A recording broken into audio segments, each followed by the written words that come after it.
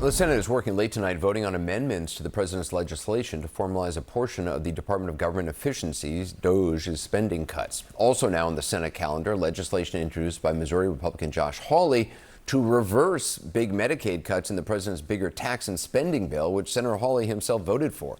Today, Senator Hawley explained that vote to CNN's Manu Raju. I liked all of that, but there are aspects of it I didn't like, and I think these future cuts to hospitals with Medicaid is a mistake. So I said when I voted for it, I said I'm going to try to reverse these. That's exactly what I'm doing. Well, Senator Hawley, earlier today, I spoke with Vermont Independent Senator Bernie Sanders about that and more just before airtime. Senator, when you heard that Josh Hawley introduced a bill to reverse some of the cuts to Medicaid that he himself voted for just 2 weeks ago, mostly focused on rural hospitals, what did you think? Well, I think I live in a very crazy environment. That so-called big, beautiful bill, the reconciliation bill, is, in my view, Anderson, the most disastrous piece of legislation in the modern history of our country. And I'm not exaggerating. What it does, as I'm sure Senator Hawley knows, is it throws 17 million people off of the health care they have, Medicaid and the Affordable Care Act. It makes massive cuts to nutrition and education. And what studies have shown is that when you throw 17 million working class and low-income people off the health care they have, up to 50,000 Americans will die every single year. And on top of that, it's a disaster for rural hospitals, for nursing homes, and for community health centers. So bottom line for me, Anderson, and I suspect Senator Hawley knows this, our healthcare system today is broken, it's dysfunctional. This bill makes it a lot worse.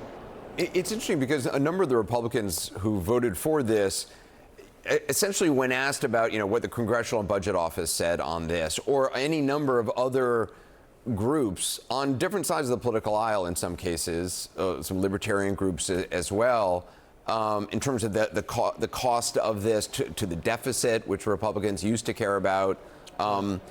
They say, well, look, the CBO is compromised, and that all of these things, everything's compromised. And so there is now apparently no authoritative source for anything. Right.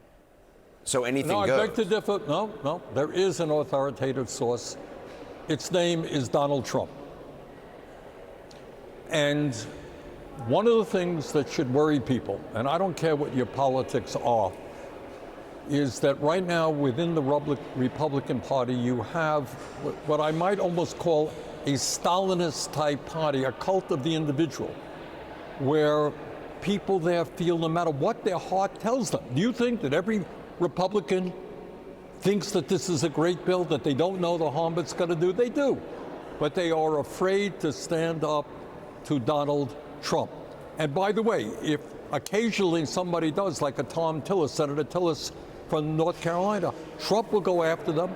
The billionaires will threaten to primary them. And in Tillis's case, he decided not to run for re-election. How concerned are you about these continuing ICE efforts that we are seeing, the videos of? A number of Republicans continue to say, Republican governors I've spoken to continue to say, well, look, they are going after the baddest of the bad people. We have wiretaps on people and investigations. I read a piece in The Atlantic that says they're actually pulling people in FBI or elsewhere in law enforcement who are actually doing investigations on really bad, people who are here illegally in order just to get body counts, in order to get the 3,000 people a day that Stephen Miller, has told multiple people in the administration that he wants. Look, this is where I think the American people are at.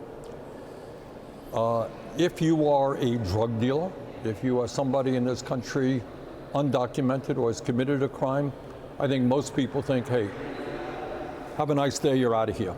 And I support that.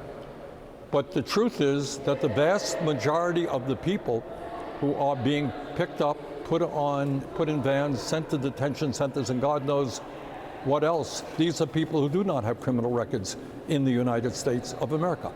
And I should tell you that many of them, the majority of them, are hard-working people doing some of the most difficult, dirty, underpaid work in this country. They are the people who are harvesting our crops. They're working in meatpacking plants. They are working in nursing homes for starvation wages. They're working in child care centers for inadequate wages.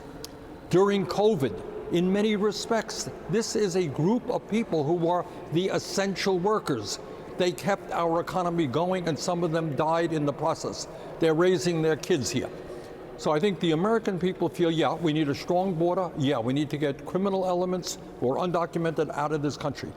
But I think the American people are sick and tired of seeing hardworking people being treated the way they are treated. And in some cases, Anderson, if you can believe it, picked up and sent to Sudan. Now, what is that about? I mean, how cruel is that to send people to a country they don't know the language? It's a country in falling apart. So I have a lot of concerns about what Trump is doing in terms of mass deportation. Finally, Senator Sanders, I wouldn't normally ask you about this, but Jeffrey Epstein's case is now front and center for this administration. It is tying up the FBI, it seems, in knots with Pam Bondi, the Justice Department, the top two leaders of the FBI who've been on podcasts spreading, conspiracy theories about this for years, now in a position of authority. People are turning on the president. Where should this go? To be very honest, I don't know a whole lot about this. But all that I do know is that you're right. Trump and his friends campaigned and said, when we are elected, we're going to open up all of the files and you're going to see all these terrible things, presumably Democrats and so forth and so on. That's what he said to his people. And they say, okay, you're the president, open up the files. And now they're saying, oh, we can't open up the files. We choose not to open up the files. So I think above and beyond what may or may not be in the files, whether there are any files, who knows? I don't know. But I think people perceive that Trump has lied to them. He said one thing during the campaign, and now he is saying something very different. Senator Bernie Sanders, thank you for your time. Thank you, Anderson.